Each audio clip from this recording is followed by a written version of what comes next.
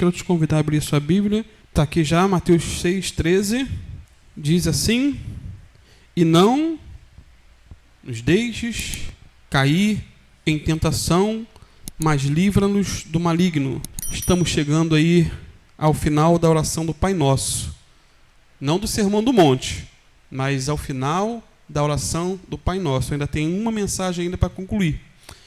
Tem sido aí uma viagem interessante e aprendemos muitas coisas importantes sobre como orar. Detalhes de como orar. E como já disse em mensagens anteriores, essa oração não começou com os nossos interesses pessoais, e sim com os interesses de Deus.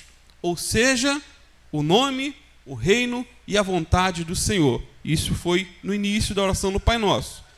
Portanto, depois de tratar dos interesses divinos do Pai, Jesus nos ensinou a apresentar nossas necessidades pessoais. Cada um de nós temos necessidades pessoais diante dele. Primeiro, ele nos ensinou a pedir provisão diária, no versículo 11. O pão nosso de cada dia nos dai hoje. Galo cantando, vocês ouviram? De dia, assim, Estranho. O pão nosso de cada dia nos dai hoje. Necessidade. É pecado orar pedindo provisão? Não, queridos. Um emprego melhor? Não. A provisão? Não.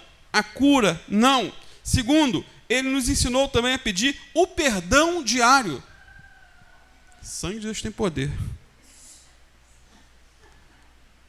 O perdão diário no versículo 12. Perdoa as nossas dívidas. Todos nós temos dívidas para com Deus, dívidas morais. O ideal é não termos, mas inconsequentemente nós nos endividamos. Mas ele nos manda pedir perdão por nossas dívidas. E terceiro, ele nos ensinou a pedir preservação diária da tentação. Ou seja, lá na parte, versículo 13, parte A, não nos deixes cair em tentação. Isso foi estudado 2 semanas, o pastor Marconi deu uma aula sobre isso, eu também dei 2, se eu não me engano. Não nos deixes cair em tentação, é depender de Deus para se manter de pé. Se for depender de nós, nós vamos viver prostrados. Não nos deixes cair em tentação. E por fim, como que colocando a cereja no bolo, Jesus nos ensinou a clamar por proteção contra o inimigo. Ele nos ensinou a orar por proteção contra o inimigo. Aí no versículo 13, parte B. Livra-nos do mal. Livra-nos do mal. Interessante que na Bíblia de Jerusalém, na Bíblia King James, atualizada, e outras versões, está escrito desse versículo 13, parte B. Mas livra-nos do maligno. Vai além do mal. O mal aqui é maligno. Livra-nos do diabo. Livra-nos de Satanás. Esse é, portanto, um clamor por proteção sobrenatural, queridos, contra as forças do inferno. Irmãos, é sempre bom lembrar, e eu canso de falar aqui, que temos um adversário terrível chamado diabo. Temos um adversário. Eu sempre lembro, Deus queira que ninguém tenha isso aqui. Mas lá em Laranjal, certa feita, num dos estudos, só porque eu citei o nome do diabo ou Satanás, teve um irmãozinho que levantou. Foi embora. Porque ele dizia, não, dentro da igreja não pode falar esse nome. Se a Bíblia está falando, se a Bíblia cansa de dizer, depende como se fala. Qual a intenção com que se fala. Então, sempre é bom lembrar que temos um inimigo, um adversário chamado diabo. Ele não é uma figura lendária, folclórica, mitológica. Não. Não é apenas um princípio negativo ou uma energia subjetiva. Isso é muito ensinado por aí. Ele é uma personalidade que tem vontade, tem planos e tem estratégias. É um ser pensante, maquiavélico, perverso, destruidor. Paulo nos adverte lá em Efésios 6:11 a ficarmos firmes contra as astutas ciladas do diabo. Leia a Bíblia, Efésios 6:11. Amados, a palavra ciladas vem do grego metodeia, que significa métodos, estratagemas, armadilhas.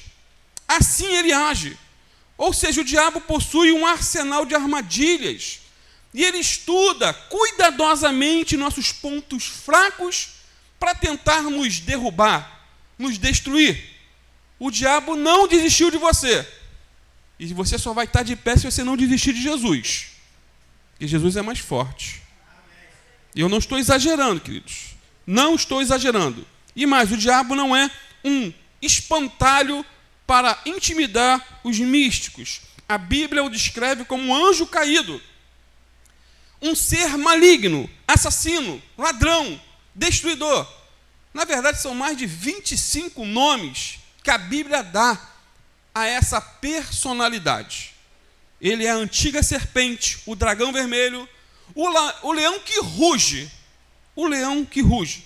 É assassino, pai da mentira, e veio para roubar, para matar e destruir. Isso ele quer fazer com você, com a sua família, comigo. Ele não brinca de ser diabo. Tem crente que brinca de ser crente, mas o diabo não brinca de ser diabo. Então temos um adversário real. E o pior, invisível, é o mais trágico e medonho. Não podemos subestimar seu poder nem suas artimanhas. Que Jesus falou dele como pessoa e não como uma influência negativa. Jesus enfrentou o diabo no deserto, lembram? E venceu. Na parábola do semeador, Jesus disse que a especialidade do diabo é roubar a palavra, a semente da palavra no coração dos endurecidos. Aquele que ouve a palavra, a pregação ou lê a Bíblia de maneira relaxada, você lê e o diabo vem e rouba essa palavra. Portanto, precisamos orar e não nos cansarmos de orar pedindo: Senhor, livra-nos do diabo, livra-nos do maligno. E diante desse inimigo perverso, querido, temos já que tomar dois cuidados precisamos ter. Primeiro, não podemos subestimá-lo. Muitos negam a sua existência ou menosprezam a sua força. Existem pastores, que em tom de deboche, chacota, chamam o diabo de leão desdentado, fracote, formiguinha indefesa, e vai por aí, em tom de deboche. Mas cuidado, esse leão desdentado, sem dente, como muitos dizem, já destruiu milhares, já colocou milhares na rua da amargura. Não podemos brincar com ele. Não podemos brincar. 1 Pedro 5, versículo 8 e 9. É um alerta para cada um de nós. Olha que alerta. Estejam atentos e vigiem, disse o apóstolo Pedro. O diabo, o inimigo de vocês, anda ao redor como leão, rugindo e procurando a quem possa devorar. Rugindo como leão, procurando a quem possa devorar. Ah, pastor, ele está lá fora. Está lá na casa de prostituição, na mesa de jogos, no carnaval. Não, lá o povo já está na mão dele. Ele está rondando a minha e a tua vida. O alvo dele é você, sou eu. Pastor, está me botando medo? Não é medo, é o que a Bíblia diz, ele anda em meu redor. É verdade, queridos, que embora ele ande ao redor como leão, é verdade, ele continua também sendo um leão acorrentado, cujo o limite é determinado pelo Senhor. Há quem diga que o diabo é como um cão, um pitbull numa coleira, numa corrente, e Deus deixa aí até um limite. Ele não pode agir por conta própria. Ele tem seu limite. Ele é criatura. Ele não é todo poderoso. E qual deve ser a nossa atitude, então, em relação a esse inimigo? O versículo 9 aí de 1 Pedro, capítulo 5, o versículo 9 diz assim: o que você tem que fazer? Correr? Desesperar? Fazer como um avestruz, enfiar a cabeça debaixo da terra? Não. O apóstolo inspirado diz: resistam-lhe, permanecendo firmes na fé, sabendo que os irmãos que vocês têm em todo o mundo estão passando pelos mesmos sofrimentos. É resistir na fé, é dizer: saia em nome de Jesus, eu não te aceito. Pega toda a tua perturbação, toda a tua tribulação, toda a tua ação na minha vida, saia em nome de Jesus. Amados, o diabo não é um inimigo fraco e impotente. Ele é forte sim, e não podemos subestimá-lo. Porém, lamentavelmente, muitos seminários mencionam Satanás como uma força mitológica ou um símbolo das coisas ruins. E eu já ouvi muito isso. Muitos dos teólogos modernos negam a existência real desse adversário. Por exemplo, Rodolfo Bultmann, um teólogo liberal, dizia que o mundo espiritual dos anjos e demônios havia sido superado pela ciência moderna. Isso tudo foi superado. Isso é tudo coisa mitológica da Bíblia. E era teólogo. E teólogo é aquele que estuda acerca de Deus. Imagine se não estudasse. Paul Tillich, um outro liberal, ele afirmava que anjos e demônios são apenas símbolos poéticos e não seres reais. Então, para eles, essa história de demônio, Jesus era um auto-enganado. Jesus era um lunático, que foi tentado por um diabo que não existe e expulsou demônios imaginários. Joga a Bíblia por terra. Padre Quevedo, não sei se você já ouviu falar, chegou a dizer que o diabo e seus demônios não existem. Falou isso quando era vivo, já morreu. Mas representam apenas maus pensamentos. Para o Padre Quevedo, até a tentação de Jesus no deserto não foi obra de Satanás, mas obra dos próprios desejos de Jesus. Jesus, ele pensou que viu o diabo, mas não era o diabo. Mas essa, queridos, é justamente a propaganda que o diabo mais gosta. Sabia? É a propaganda que ele mais gosta. Irmão, se tem alguém que não faz questão alguma de aparecer, é o diabo. Tem gente que gosta de aparecer, Tem gente que gosta de brilhar, mas o diabo não. Portanto, a implicação é clara. O diabo é forte demais para que o enfrentemos sozinhos. E nós somos fracos demais para resistir às suas ciladas por conta própria. Mas nosso Pai Celestial nos livrará se o invocarmos de todo o nosso coração e pedirmos por proteção. Amados, o segundo cuidado que precisamos ter em relação ao diabo é o de não superestimá-lo. Se por um lado tem aqueles que vão para um extremo de subestimá-lo, dizerem que ele não tem poder, que é uma formiguinha e assim por diante, tem outros que superestimam o diabo. Há pessoas que falam mais do diabo do que de Jesus. Já viu? Tudo é o capeta. Creem mais nas forças das trevas do que no poder de Jesus. Sentem mais a presença maligna do que a presença do Espírito Santo. Isso é até cômico, Alguns parecem ter aí um verdadeiro detector de demônios. Entra numa casa, estou sentindo. Já vê demônio, estou sentindo. Tem algo, tem espíritos malignos aqui. Pode ser que realmente tenha influência demoníaca, mas o ponto é, raramente pessoas assim sentem a presença do Espírito Santo. Amados, há igrejas que falam mais sobre o diabo e a sua atuação do que sobre o poder libertador de Jesus. Existem púlpitos que o diabo ele tem acesso ao microfone livremente. Eles até gostam. Não, eu gosto daquela igreja porque lá eu falo no microfone. Existem pastores que gastam mais tempo conversando com demônios do que conversando com Jesus no secreto. E tem gente que gosta disso, né? Caramba, eu vou lá o pastor conversa com o demônio. E mais, queridos, há escritores que afirmam receber revelações de primeira mão diretamente do diabo. Escritores, livros escritos, inspirados por demônios. Hoje, em muitos contextos, o diabo se tornou o protagonista de quase tudo. Veja só alguns exemplos, né? Uma dor de cabeça, que pode ser facilmente resolvida com um comprimido, é atribuída ao diabo. O diabo botou dor de cabeça em mim. O pneu do carro furou. É o diabo, pastor. Eu fico pensando, o que essa pessoa tem feito de tão espetacular para Deus para ser tão perseguida pelo diabo?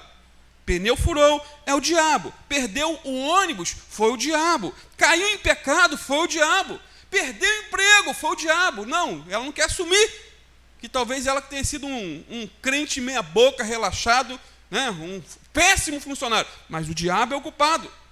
Uma doença grave apareceu, foi o diabo. Pode ser que sim, mas nem tudo é o diabo. Enfim, irmãos, quem enxerga o diabo em tudo, não vê Jesus em nada. Sabia?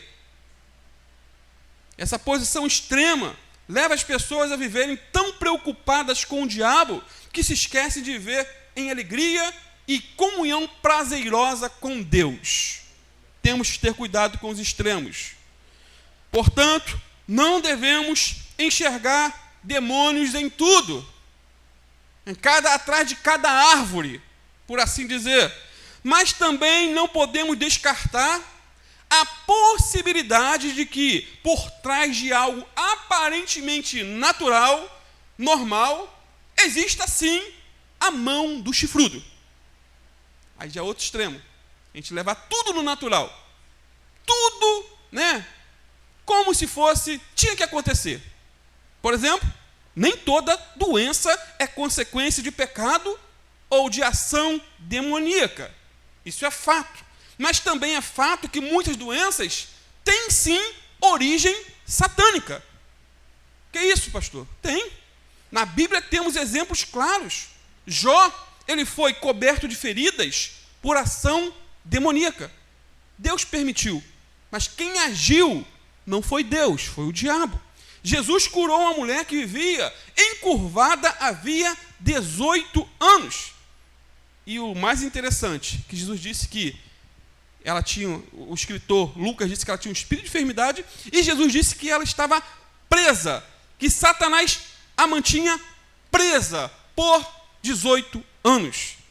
Ela encurvada, olhando para o chão o tempo todo, 18 anos. Se fosse bater aí uma ressonância, ia vir um problema ali na coluna, alguma coisa assim. Mas Jesus disse que o diabo estava ali na corcunda dela. E era crente. Era cristã. Filha de Abraão. Então, um crente pode ser oprimido pelo diabo. Temos que vigiar. Ela tinha um problema físico em decorrência de um espírito de enfermidade.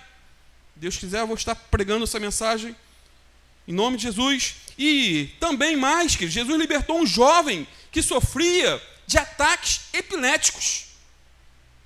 Ele era jogado no fogo e na água, e os discípulos não conseguiram expulsar o demônio, mas Jesus o expulsou. E a história é interessante. Com certeza você já passou por esse texto, mas eu vou ler porque é muito interessante. Mateus 17, versículo 14 a 21. Diz assim: quando chegaram onde estava a multidão, um homem aproximou-se de Jesus, ajoelhou-se diante dele e disse: Senhor, tem misericórdia do meu filho. Ele tem ataques, está sofrendo muito. Muitas vezes cai no fogo ou na água. Eu o trouxe aos seus discípulos, mas eles não puderam curá-lo. Respondeu Jesus: ó geração incrédula e perversa, até quando estarei com vocês? Que desabafo de Jesus, deve falar o mesmo a respeito da gente. Penso eu. Até quando terei que suportá-los? Tragam-me o menino. Jesus repreendeu o demônio e este saiu do menino, que daquele momento em diante ficou curado. Então os discípulos aproximaram-se de Jesus em particular e perguntaram: por que não conseguimos expulsá-lo? Ele respondeu: porque a fé que vocês têm é pequena. Eu lhes asseguro que, se tiverem fé do tamanho de um grão de mostarda, poderão dizer a este monte: vá daqui para lá, e ele irá. Nada será impossível para vocês. Mas, o detalhe é esse, mas esta espécie só sai pela oração e pelo jejum. Tipo assim, existe demônio forte e demônio fraco. Aquele específico era forte e tinha que ter oração e jejum. Irmão, sabe qual é a grande verdade? Muitos dos chamados problemas psiquiátricos são, na verdade, de origem demoníaca. Muitos dos chamados problemas psiquiátricos são de origem demoníaca. Eu sei de perto o que é isso. Minha mãe esteve internada em hospício, né? Sabe o que levou ela à loucura? Trabalhos de feitiçaria, bruxaria, e levou ela à loucura. Mas ela foi liberta, não por remédios, não por teorias, mas pelo poder da oração. Não estou falando contra médicos nem contra remédios, me entendam. Mas há situações que só a oração, queridos. Eu tomo remédio de pressão, tomo. Se não tomar, a pressão bomba. E se for necessário tomar outro tipo de medicamento para uma situação específica, eu tomo, não há problema quanto a isso. Porém, existem situações espirituais que só se resolvem com ações também espirituais.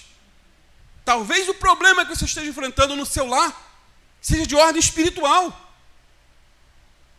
No caso aqui do jovem epilético, que lemos acima, a solução era qual? Qual era a solução? Oração e jejum. E mais, a maioria dos andarilhos, guardem isso, ou moradores de rua, só estão nessa situação por uma ação diabólica. Muitos estão porque querem, mas a grande maioria, queridos, é coisa do diabo. Né? Não estou dizendo que são todos, mas a maior parte. Irmãos, somente forças malignas podem levar uma pessoa a viver errante, a não se incomodar em ficar suja, sem tomar banho, falta de higiene, e abandonar o convívio do lar. É coisa anormal, antinatural. E o mais impressionante, muitas dessas pessoas errantes pelo mundo são pessoas intelectuais, inteligentes. Inteligentes e até formadas. Pessoas, professoras universitárias, estão lá. Eu mesmo já conheci moradores de rua intelectuais que estavam até escrevendo livros. O Rodriguinho lembra? Um deles, se não me falar a memória, né? Zé Carlos, lembra? Zé Carlos estava escrevendo um livro, ou já escreveu, não sei se morreu, e o título era, se eu não me engano, Eu e a Rua. Eu e a Rua. Anos atrás, queridos, o jornal Estado de Minas publicou uma reportagem sobre um filósofo, homem de família rica e conceituada em Belo Horizonte. Sabe o que aconteceu? Ele abandonou o convívio social para viver numa caverna, sobrevivendo, sabe como? De restos de comida, insetos e rato. O repórter que conseguiu acesso a ele perguntou: por que o senhor vive aqui, nessas condições? Sabe qual a resposta dele? Nenhuma. O homem não quis conversar. Apenas rosnava palavras desconexas e se afastava, como um animal. Será que um quadro desses é apenas um distúrbio mental? Ou seria, em muitos casos, uma ação demoníaca? Amados, é por isso que precisamos orar constantemente. Senhor, livra-me do mal, livra-nos do diabo. Senhor, eu não sou melhor do que ninguém, eu sou fraco, mas o Senhor é forte o suficiente para me livrar do maligno, que é covarde e perverso. E nas ruas da amargura tem muito crente desviado. E o diabo quer fazer isso comigo, com você, queridos. Nos botar lá, como pedinte. Tem muito pastor desviado, como morador de rua, no manicômio, em casa de recuperação, muito presbítero, muito diácono. Não queira você ser a próxima vítima. Não queira, não queira. Interessante notar ainda, queridos, que essa oração presente aí no Pai Nosso está no plural, assim como todas as outras petições. Isso nos ensina que devemos orar não apenas por nós, mas também pelos outros. Viu o detalhe? E livra-nos do mal, livra-nos do maligno. Senhor, livra meus filhos das influências demoníacas. Pai amado, guarda meu marido, minha esposa, meu sogro, meus cunhados e toda a minha família do poder do diabo, em nome de Jesus.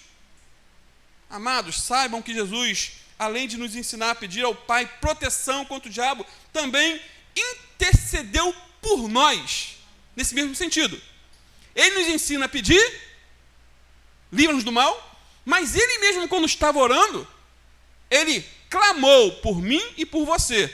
Lá em João 17,15, ele orou dizendo: não rogo que os livre do mundo, mas que os proteja do maligno.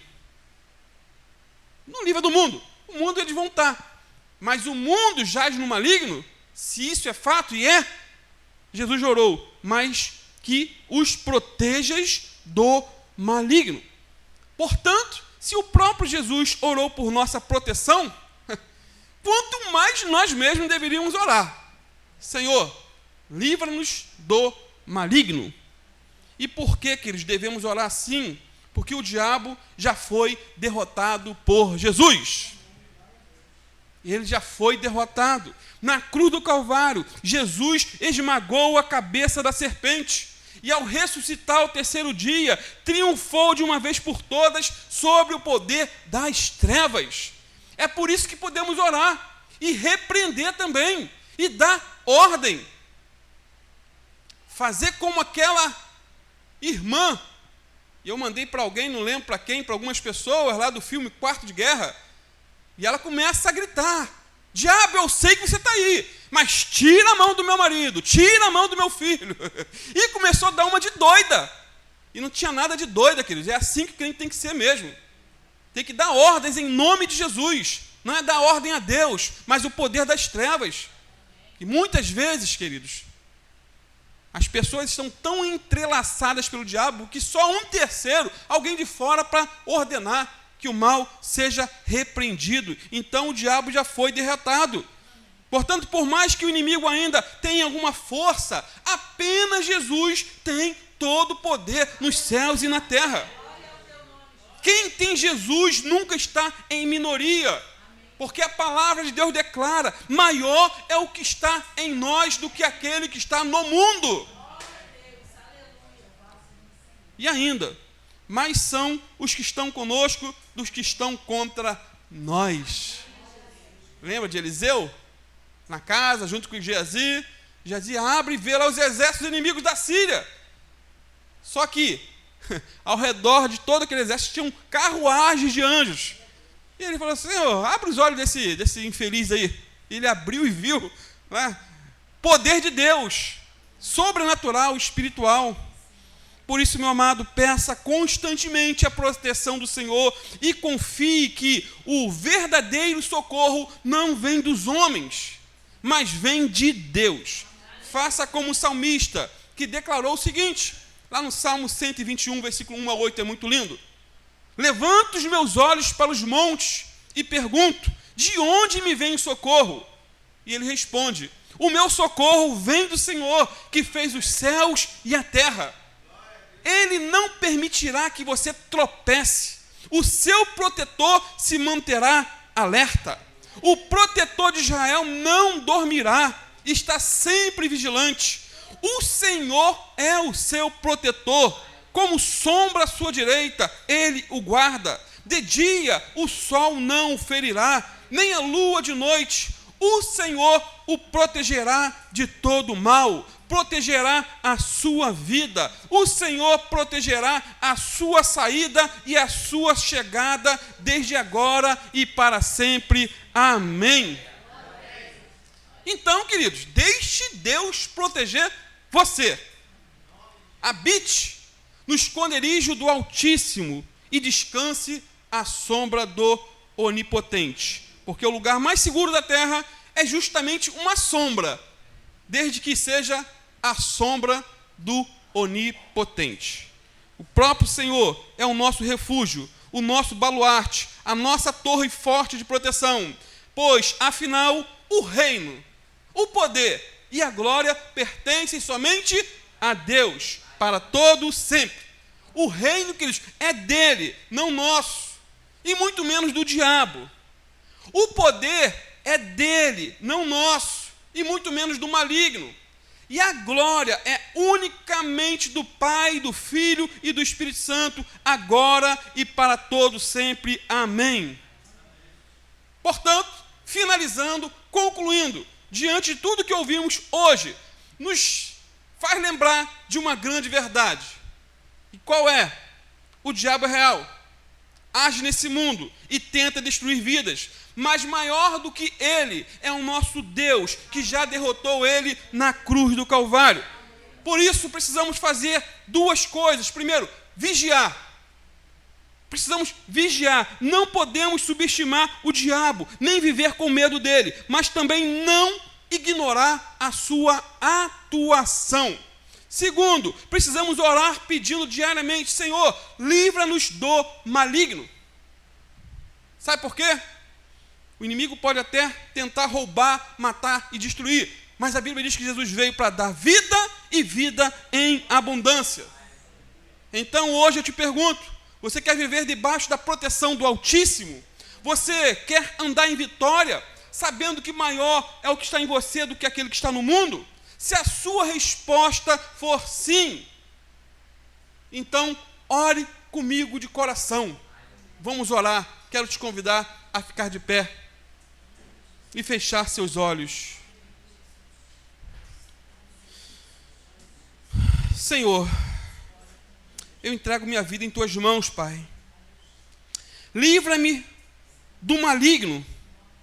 Guarda a minha casa, Senhor. Guarda a minha família. Guarda o meu coração. Pai amado, em nome de Jesus eu creio que só Tu tens todo o poder nos céus e na terra. Toma, Senhor, o Teu lugar na minha vida e reina em mim para sempre, Pai. Em nome de Jesus, em nome de Jesus. Amém, amém e amém. Glória a Deus.